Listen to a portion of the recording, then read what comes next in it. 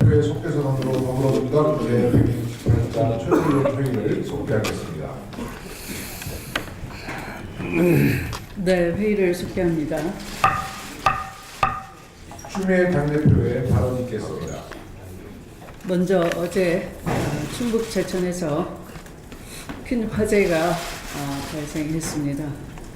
희생자들에게 큰 애도를 표합니다. 이 드라이비트라고 하는 가연성 외벽을 금지된 건축 소재임에도 불구하고 이를 방치한 건축 행정의 부실, 사실 전국에 이런 건물이 비일비재한 거죠. 늘 반복되는 이 화재 진압 차량이 현장에 도착을 해도 주변의 주차된 차량 때문에 진입을 하지 못한다 하는 그런 총체적인 안전 불감점, 그리고 사다리차가 이 동절기라서 펴지지 않았다 하는 건 있을 수가 없는 겁니다. 겨울철에 특히 화재가 일어나기가 쉬운 거죠. 밀폐된 공간에 늘 많은 전기를 쓰고 또 불을 많이 사용하기 때문에 이 화재를 늘 예비하고 있어야 되는, 준비하고 있어야 되는 소방이 사다리차가 현장에 가서 펼쳐지지 않았다 하는 건 진짜 후진국형 이 소방 행정이라 할 수밖에 없습니다. 그리고 이미 불이 나서 그 건너편 이웃 가게가 불이 났다라고 신고까지 했는데 거기에 대한 내부 구조, 밀폐된 공간이고 또 유독가스가 많이 발생하는 사업장들이 있다. 또 안에 밀폐 공간에 있는 사람들이 화재 소식을 모를 수가 있다 하는 현장 내부 구조를 소방당국은 신속히 파악해서 확성장치나 여러 가지 방법을 동원해서 대피할 수 있는 것을 찾아야 함에도 불구하고 산불 끄듯이 외부에서 불길 잡는 데만 신경을 쓰고 그런 속에 인명이 얼마나 들었는지, 내부 구조가 어떠한지에 대한 현장 지휘가 없다는 것도 미숙한 소방 행정을 고스란히 드러내고 있는 겁니다. 이 사고의 발생과 사고에 대한 태도, 이 모든 것들이 지극히 후진적이어서 안전이라는 게 그냥 생기는 게 아닙니다. 기본을 철저히 지키고 그 기본이라는 건 행정에서부터 이 사고가 났을 때 사고 진압에 대한 여러 방법 이런 것들이 기본에 철저할 때 안전이 지켜지는 것이지, 안전이 어느 순식간에 기도한다고 하늘에서 뚝 떨어지는 건 아닙니다. 그래서 이런 후진적인 사고에 대해서 우리가 늘 반복되고 있는데 참으로 앞으로 이런 후진적인 관행을 우리가 깨지 못하면 이 사고는 반복될 수밖에 없다 하는 것에서부터 이제 기본으로 돌아가야 되겠다 하는 것을 다시 한번 촉구합니다. 재난관리 체계나 이 행정 규제, 이 부실한 이 지방 행정에 대한 감시 감독 이런 것을 총체적으로 점검을 하도록 하겠습니다. 다시 한번 희생자들에게 심심한 애도를 표합니다. 문재인 대통령께서 미국 MBC와의 인터뷰에서 한미연합 군사훈련을 평창 올림픽 이후로 연기하는 방안을 미국에 제안했습니다. 미국 정부도 현재 검토 중이라고 합니다.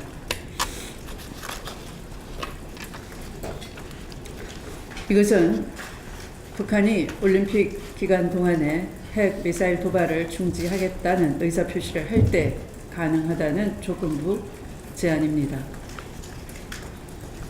문재인 대통령의 이번 제안은 북한 핵미사일 문제를 반드시 평화적 방식으로 해결하겠다는 굳은 의지를 강조한 것이라 할 것이고, 북한이 도발을 중지한다면 북미 대화뿐만 아니라 남북 대화를 이끌어내는 데도 계기가 될 것입니다.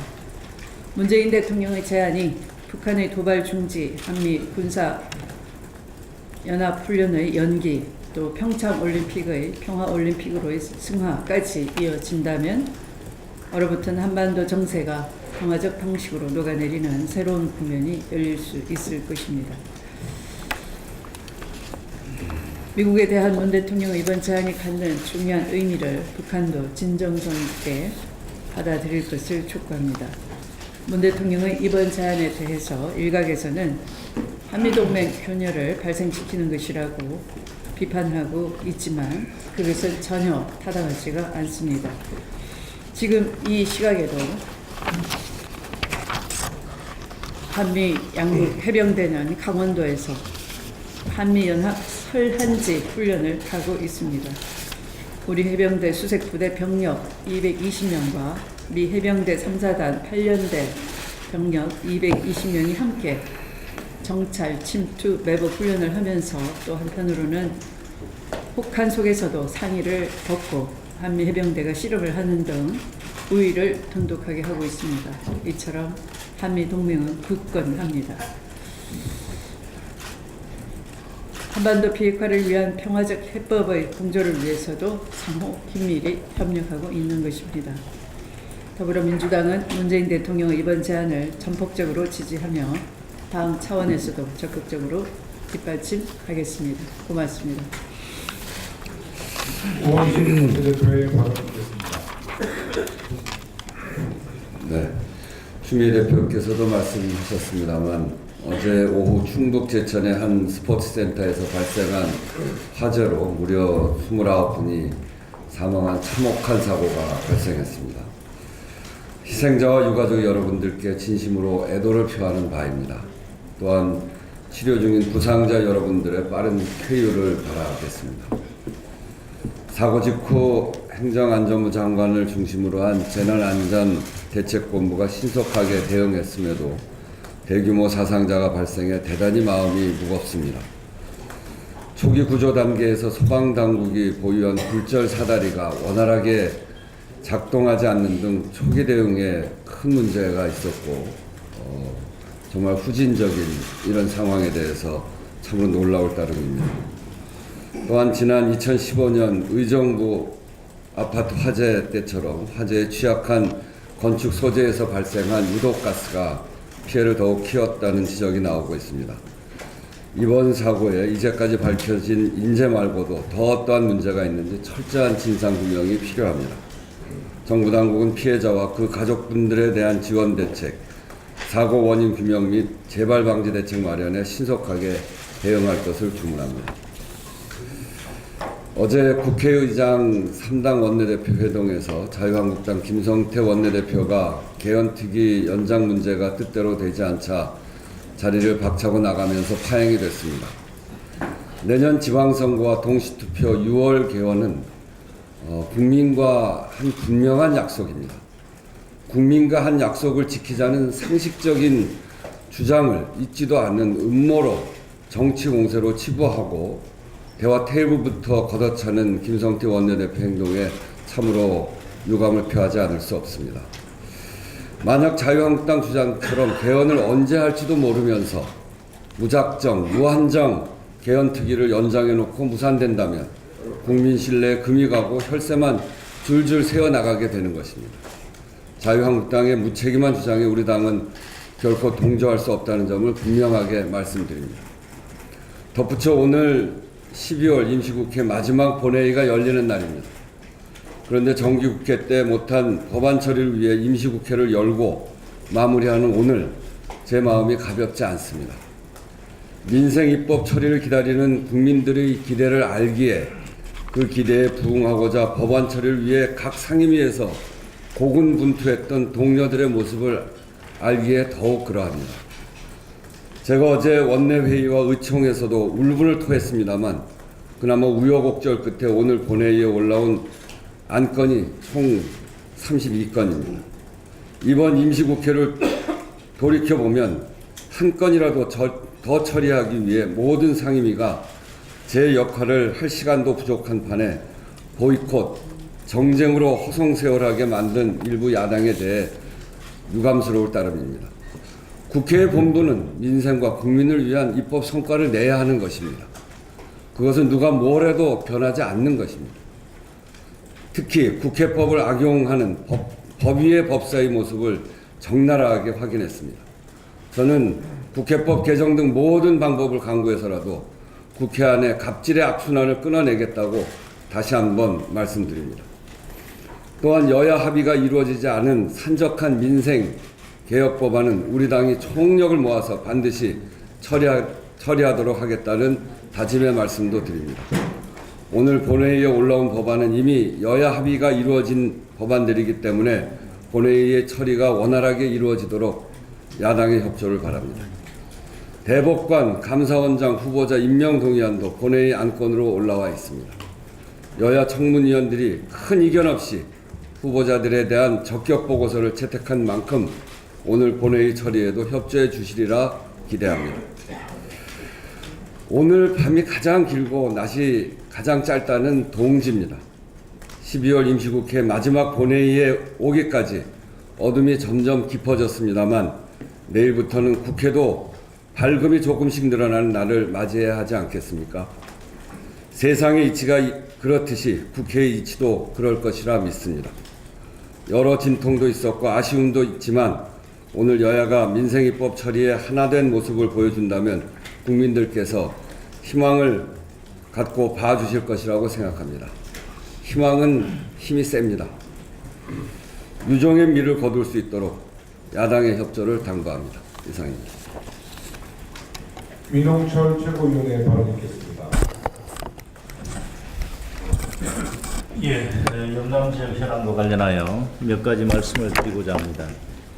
대선 출마를 위해서 홍준표 자유한국당 대표가 경남도지사직을 중도에 꼼수 사퇴하는 바람에 경남도는 지난 4월 10일부터 내년 지방선거에서 선출된 신임 도지사가 6월 말 취임할 때까지 1년 이상의 기간 동안 대행체제로 도정을 이끌어 나가야 하는 상황입니다. 도지사 권한 대행이 최장기간으로 기록될 것이라고 합니다. 홍준표 전 경남지사의 무상급식 중단, 진주의료원 폐쇄 등 독선적인 도정 운영으로 인한 적폐청산의 몫은 오롯이 경남도민들에 남겨져 있다 해도 과언이 아닙니다. 이런 상황에서 오랫동안 경남의 수건 사업인 항공정비산업단지, 항공 MRO 조성 사업이 국책사업으로 확정 발표되어 지역 경제 활성화는 물론 국가 균형 발전에 기여할 수 있도록 되었습니다. 흔히 카이로 알고 있는 항공 우주 산업이 지난 18일 항공 MRO 사업자로 선정되었는데 계획대로 2018년 항공 MRO 전문 기업이 설립되면 2026년까지 2만여 명의 일자리 창출은 물론 현재 외국 정비업체를 통해서 정비를 하고 있는 수요를 포함하여 총 1조 6,800억 원의 수입 대체 효과와 5조 4천억 원의 생산 유발 효과가 예상됩니다. 또한 항공기 부품 제조업 등 항공기 제작 산업과의 동반 성장도 유도할 수 있게 되고 카이를 중심으로 MRO 클러스터가 조성될 경우 진주, 사천 등 경남 서부 지역이 미국 오클라호마나 싱가포르 등과 같은 MRO 산업 중심지로 성장하여 국가 균형 발전의 촉매제 역할도 하게 될 것입니다. 우리 항공산업의 경쟁력 강화에 크게 기여할 것으로 기대됩니다. 포항지진 복구 관련하여 한 말씀 더 드리겠습니다. 지난 11월 15일 진앙 깊이가 더 얕은 경주 지진보다 더 얕은 포항지진은 그러나 포항 사람들, 지역 주민들에게 더 큰 트라우마를 안겼습니다. 한 달이 넘어가면서 포항은 차츰 안정을 찾아가고 있지만 아직 550여 명의 이재민이 추운 겨울 대피소에서 힘겹고 불편하게 생활하고 계시는데 다시 한번 깊은 위로와 조속한 복구를 기원합니다. 포항 지진의 상처가 점차 잊혀가고 있지만 우리 더불어민주당은 포항 시민들이 상처와 불행을 딛고 하루빨리 일상생활에 복귀할 수 있도록 최선의 노력을 다할 것입니다. 얼마 전 이낙연 국무총리께서 내년부터 대규모 재난 피해를 입은 지역도 도시재생 뉴딜 사업 대상 지역에 포함될 수 있도록 조치할 수 있도록 하겠다고 밝힌 바 있습니다. 관련 상임위원회에서 하루빨리 도시재생특별법 개정이 이루어질 수 있도록 국회에서도 적극 지원하도록 하겠습니다. 네, 이상입니다. 양현장 최고위원의 발언 듣겠습니다. 참 화재 희생자들의 사연을 들으니 너무 먹먹해서 뭐라 위로의 말씀을 드려야 할지 모르겠습니다. 대학 붙었다고 헬스클럽 등록한 딸의 문 안 열린다며 다급한 전화를 받은 어머니의 절규, 그리고 사망자 상당수가 2층 여성 사우나 이용객이었다는 보도에 더욱 참담한 심정입니다. 무조건 용서를 구하고 싶은 마음입니다. 평창 관련 한 말씀 드리겠습니다. 일본의 고노다로 외무상이 강경화 외무부 장관에게 한국 내의 한일 위안부 합의 반대 움직임 때문에 아베 총리의 평창 올림픽 참석이 어렵다고 말한 것으로 일본 언론이 보도했습니다. 사실이라면 참으로 유감입니다. 올림픽 참석 여부를 정치적 카드로 쓰는 것은 평화를 지향하는 올림픽 정신을 훼손시키는 것입니다. 더군다나 이웃 국가에서 치러지는 올림픽입니다. 누구보다 먼저 참석을 약속하는 것이 인지상정입니다. 2020년에는 도쿄에서 올림픽이 열립니다. 문재인 대통령이 당연히 가서 축하해 주어야 합니다. 또한 2022년에는 중국 베이징에서 동계올림픽이 열립니다. 여기에도 문재인 대통령이 참석할 것입니다. 한중일에서 2년 간격으로 올림픽이 치러지는 것은 다시 오지 않을 절호의 기회입니다. 세계 모든 사람들에게 아시아의 지도자들이 평화를 위해 함께 손잡는 모습을 보여주어야 합니다. 시진핑 주석과 아베 총리의 통 큰 결단을 기대합니다. 이상입니다.